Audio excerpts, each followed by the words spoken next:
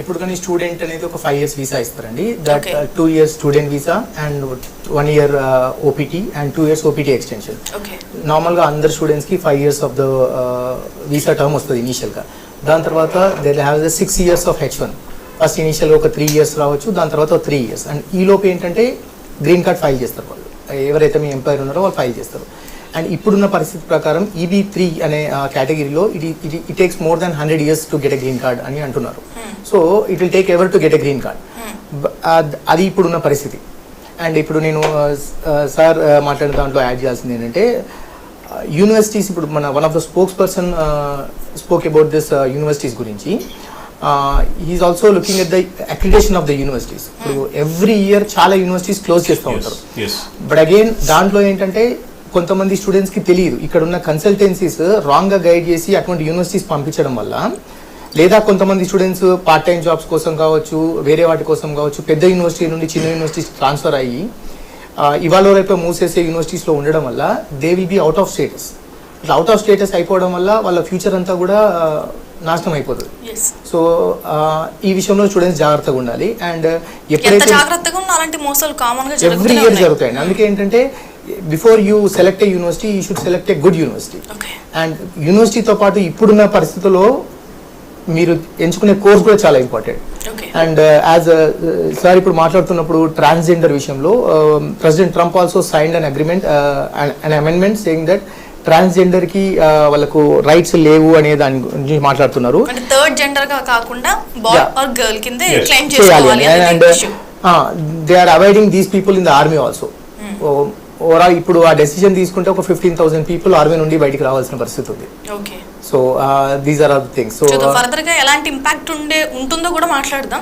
Before that అంటే Feb 20th నుంచి ఈ గ్రీన్ కార్డ్ హోల్డర్స్ కానీ చాలా మంది వెనక్కి వచ్చేయాలంటూ కూడా వెనక్కి వచ్చి రావడం లేదండి. ఇప్పుడు ఎవరైతే ఇప్పుడు వెనక్కి రావడం అనేది లేదండి. కాకపోతే ఏంటంటే ఇప్పుడు February 19th వరకు ఎవరైతే యుఎస్ లో లీగల్ ఎనీ పర్సన్ కి ఎవరైనా చైల్డ్ బర్త్ ఉంటే మాత్రం వాళ్ళకి సిటిజన్షిప్ వస్తుంది. But going forward February 19th అంటే 20th నుండి అక్కడ పుట్టే పిల్లలకి అమెరికన్ సిటిజన్షిప్ రాదు. But if a parent is if a father is a citizen then they will get a citizenship.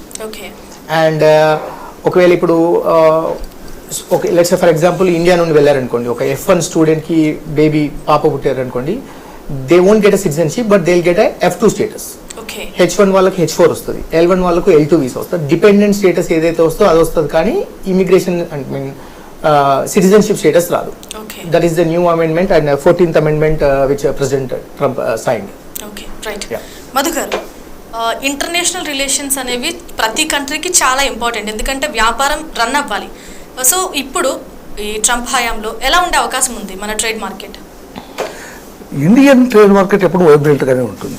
ఎందుకంటే ఇక్కడ టారిఫ్ 100% చైనాకి విధిస్తా అన్నారు. ఇప్పటికే మన ఇండియాలో చైనా ప్రొడక్ట్స్ చాలా, ఒక పెన్ దగ్గర నుంచి చాలా వస్తువులు చైనా నుంచి మనం డంప్ చేసుకుంటాం. సో ఈ 100% టారిఫ్ విధించడం వల్ల ఇంకా ఎక్కువ డంప్ చేసుకుంటున్నామా మనం? అంటే అమెరికాకి వెళ్లే బదులు ఇండియాకి వచ్చే అవకాశం ఉందా? ఆ డేంజర్ అలా ఏం లేదండి, అలా ఏం లేదు. కాకపోతే ఇక్కడ ఏంటంటే ప్రొడక్టివిటీ అనేటువంటిది చైనాకున్నంత ప్రొడక్టివిటీ ఇండియాకి లేకపోవడం అనేది మనం గమనించాలి.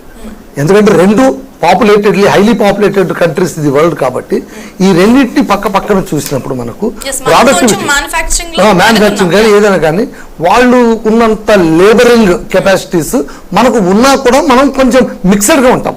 అంటే శారీరక శ్రమ చేసే వాళ్ళు ఉంటారు, మేధా పరిశ్రమ చేసే వాళ్ళు కూడా ఉంటారు. కాబట్టి వయా మిక్సడ్గా ఉంటుంది. కాబట్టి అమెరికా చూస్తున్నది కేవలం మార్కెట్ గురించే చూసి ఇండియాను ఇచ్చేస్తుంది అనేది కాదు. India most attractive country in the entire world for any other country. So Trump కూడా వైబ్రెంట్గా ఆయన నిర్ణయాలు తీసుకొని ఇండియాను కొంచెం ఒక్కటైతే నిజమండి, అమెరికా దేశం అగ్రదేశం ఎప్పుడు కూడా ఎవడైతే ఎదుగుదలకు ఉంటాడో, ఎవరైతే మోస్ట్గా ఎదగడానికి ప్రయత్నిస్తారో వాళ్ళని కర్బు చేయడానికే ప్రయత్నిస్తారు. వాళ్ళకున్న ప్లస్ పాయింట్ ఏంటంటే లో పాపులేషన్, మనకున్న మైనస్ పాయింట్, మనకున్న కెపాసిటీస్ ఏంటంటే హై పాపులేషన్. ఇప్పుడు అక్కడ నీట్గా ఉంది, అక్కడ చెత్త లేదు, చెదారు లేదు, ఇంట్లో ఇద్దరే ఉన్నారు, నీట్గా ఉంటుంది. 50 మంది ఉన్నారు, ఎట్లుంటుంది? ఎందుకు ఉంటుంది నీట్గా? ఇంకా చంద్రబాబు నాయుడు ఇంకా కనాలి, కంటేనే బాగుంటుందని ఆయన అంటున్నాడు. కాబట్టి ఈ సంతాన లక్ష్మిని మనం పట్టుకొని ఇక్కడ నీట్గా లేదు ఇక్కడ అవును భయ్యా, మన దేశం జనాభా ఉంది. మీరు ఏదైనా తీసుకోండి, ప్రతి ఒక్క దానికి కూడా మళ్ళీ again we're coming to that point that our population is high. మీరు ఏదైనా తీసుకోండి, ఆపర్చునిటీస్ తీసుకోండి, ఎకానమీ తీసుకోండి, సంపాదన. ఇప్పుడు అందరూ కూడా హయ్యర్ స్టడీస్కి అమెరికాకి వెళ్తామంటున్నారు, కానీ వాళ్ళు తెలివి పెంచుకోవడానికి, అక్కడ ఉద్యోగం సంపాదించుకోవడానికి. ఏం తెలివి ఇక్కడ యూనివర్సిటీస్లో దొరకవా? మళ్ళీ అక్కడే ఎందుకు వెళ్తారు? అక్కడికంటూ కూడా బెటర్గా చెప్పేటువంటి ప్రొఫెసర్స్ చాలా మంది ఇక్కడ ఉన్నారు. మీకు ఎంఎస్ సీట్ రావడం ఈజీ, కానీ గేట్ ఎగ్జామ్ పాస్ కావడం కష్టం. ఆ ఫినామినా ఉంది. కాకపోతే ఇక్కడ ఏంటంటే ఇప్పుడు ఉన్నటువంటి మార్కెట్ని వాళ్ళకు కూడా వాళ్ళకు కూడా బిజినెస్ కావాలి కదా. ఇప్పుడు ఇంతమంది వాళ్ళు అమెరికాలో కూడా చెప్తారండి, ఇక్కడ వెళ్తున్నటువంటి మైగ్రేట్ అవుతున్నటువంటి వాళ్ళు హైలీ టాలెంటెడ్. వాళ్ళు ఎలాంటి లేబర్ పని చేస్తారు, ఎన్ని గంటలు పని చేయమన్నా చేస్తారు. అమెరికా వాడు శని ఆదివారం నువ్వు చచ్చినా పని చేయడం, వాడు ఎంత కావాలో అంతే పని చేస్తాడు. లెబోరియస్గా వర్క్ చేసే వాళ్ళు వాళ్ళకి కావాలి, ఎందుకంటే అక్కడ పని చేసేవాళ్ళు లేరు కాబట్టి. ఇప్పుడు వాళ్ళలోనే కొంచెం కాన్షియస్నెస్ వస్తుంది. ఎందుకంటే అరే అందరూ బయట వాళ్ళు వచ్చేస్తారు కదా, మన పరిస్థితి ఏంటి అని. దానికోసం రిస్ట్రిక్ట్ చేయమని కొద్దిగా పొలిటికల్గా ప్రెషరైజ్ చేసేందుకు ప్రయత్నిస్తున్నారేమో, వీ డోంట్ నో. కాబట్టి ఇక్కడ మళ్ళీ ఇవాళ ఉన్నటువంటి సిటిజన్షిప్ రాదు అని కరాఖండిగా చెప్పడం అంతెందుకంటే ఇవాళ కెనడా పరిస్థితి ఏంటి? అంతకుముందు అయితే గ్రాండ్ ఇన్విటేషన్స్ ఇచ్చేవాళ్ళు, రండి రండి రండి, మీరు ఎంతమంది వస్తారో రండి అని. ఇప్పుడు మీరు రావదంటారు, ఆయన మా జనాభా ఎక్కువైపోయింది అంటారు. మళ్ళీ మన దేశ జనాభా అంతా కొంత డిస్ట్రిబ్యూట్ అయిపోతుంది. అమెరికాకి ఎక్కువ పాలు వెళ్తుండొచ్చు, కానీ అమెరికా ట్రంప్ వచ్చాడు, అక్కడ కాస్త కష్టమైంది అన్నప్పుడు ఎక్కడ డైవర్ట్ అయింది ఆ ఛానల్ అంతా? కెనడా డైవర్ట్ అయింది. సో అంటే ఇక్కడ struggle for existence, survive of the fittest అంతే. ప్రపంచవ్యాప్తంగా ఎవరికి సత్తా ఉంటుందో వాడు వెళ్ళిపోతూ ఉంటాడు. నువ్వు ఇప్పుడు హైదరాబాద్ ట్రాఫిక్ లాంటిదండి ఇమిగ్రేషన్ అనేది. నువ్వు సిగ్నల్ వేసి ఒక పక్క నుంచి వెళ్ళిపోతాడు వాడు, అక్కడ పెట్టే ఇంకో చోటు నుంచి వెళ్ళిపోతాడు. వాడిని వెళ్లకుండా ఆపాలి అంటే కనుక అక్కడ క్రౌడ్ తక్కువ ఉంటే అలాగే చూసుకోవాలి. అది అన్న మన రిలేషన్స్ ఏమి కాదు. Right. I love tariff Trump చెప్తున్న మాట. ఈ టారిఫ్ సమస్య అనేది అంటే మన కంట్రీకి కానీ ప్రపంచ దేశాల్లో ఉన్న కంట్రీస్ కానీ ఎలా నెగిటివ్ ఏమైనా చేసే అవకాశం ఉందా? అంటే గత అమెరికన్ చరిత్ర అంటే వాషింగ్టన్ నుండి ఈ రోజు వరకు ప్రతి ప్రెసిడెంట్ అమెరికాలో సిటిజన్స్ దగ్గర ట్యాక్స్ కలెక్ట్ చేసి అమెరికాను డెవలప్ చేద్దామని అనుకుంటున్నారు. ట్రంప్ 2.0లో ఫస్ట్ టైం అమెరికన్ సిటిజన్స్తో పాటు పొరుగు దేశాలు మనం బిజినెస్ చేసేటటువంటి దేశాలతోనూ కూడా ట్యాక్స్ కలెక్ట్ చేద్దామంటుంది ఇప్పుడు ప్రపోజల్ పెట్టిండు. In the history of America first time external taxation గురించి ఒక మినిస్ట్రీని ఏర్పాటు చేశారు, ఒక మినిస్టర్ని ఏర్పాటు చేశారు. ఎందుకంటే ఇప్పుడు మళ్ళీ అక్కడ అమెరికా ఏదన్నా లెజిస్లేషన్స్ చేస్తే మాత్రం కొన్ని వాళ్ళకు థ్రెట్ ఉన్నటువంటి బిజినెస్లో కానివ్వండి, ఎకనామిక్ ట్రేడింగ్లో కానివ్వండి, హడల్స్ ఉన్నటువంటి దేశాలను దృష్టిలో పెట్టుకొనే లెజిస్లేషన్ రూపొందిస్తారు.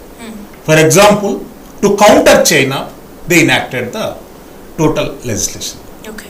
అది ఇండియాను టార్గెట్ పెట్టుకొని కాదు, ఇండియాకు మనకు అమెరికాకు జరుగుతున్నటువంటి ఒప్పందాలలో కానివ్వండి, ఎక్స్పోర్ట్ ఇంపోర్ట్లో కానివ్వండి, ఇండియాది అప్పర్ హ్యాండ్ ఉంది.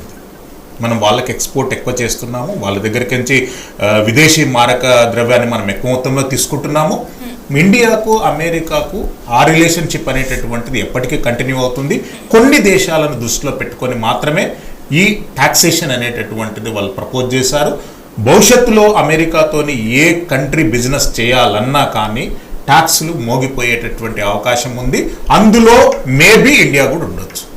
I can't say that. ఎందుకంటే ఇండియాకి ట్యాక్స్లు పెంచితే ఆ బిజినెస్ ఏమైనా తగ్గిపోయే అవకాశం ఉందా? పర్వాలేదా? లేదండి, అంటే మనము వాళ్ళతో ఇంపోర్ట్ చేసుకునే దానికంటే మనం అక్కడ ఎక్స్పోర్ట్ చేసుకునేది ఎక్కువ ఉంది కనుక వైస్ వర్సా వాళ్ళకే damage. Right. Make America great again అనేది ఆయన నినాదం. సో దానికి ఏం చేయబోతున్నాడు అతను? మేక్ అమెరికా గ్రేట్ అగైన్ అనేటటువంటి దానికంటే మేక్ అమెరికా హైర్ అమెరికా అనేటటువంటిది వాళ్ళ స్లోగన్గా తీసుకున్నారు, ఫండమెంటల్ స్లోగన్గా. అంటే అమెరికాలో తయారయ్యేటటువంటి ప్రతి ఉత్పత్తి లోపల లోకల్ అమెరికన్స్ పార్టిసిపేషన్ ఉండాలి అనేటటువంటిది అతని ప్రపోజల్. అక్కడ జరుగుతున్నటువంటి జాబ్ ఇండస్ట్రీలో కానివ్వండి, అక్కడ జరుగుతున్నటువంటి ఇన్వెన్షన్ ఇండస్ట్రీలో కానివ్వండి, అక్కడ జరుగుతున్నటువంటి ఏ రీసెర్చ్ ఓరియంటెడ్ ఇన్వెన్షన్స్లలో ఉన్నా కానీ కంపల్సరీగా అమెరికన్స్ పార్టిసిపేషన్ ఉండాలనేటటువంటిది ట్రంప్ ప్రతిపాదన. రీసెంట్లీ నేను డాలస్లో ఒక మేకర్స్ స్పేస్ అనే ఒక కాంప్లెక్స్కి వెళ్ళాలి.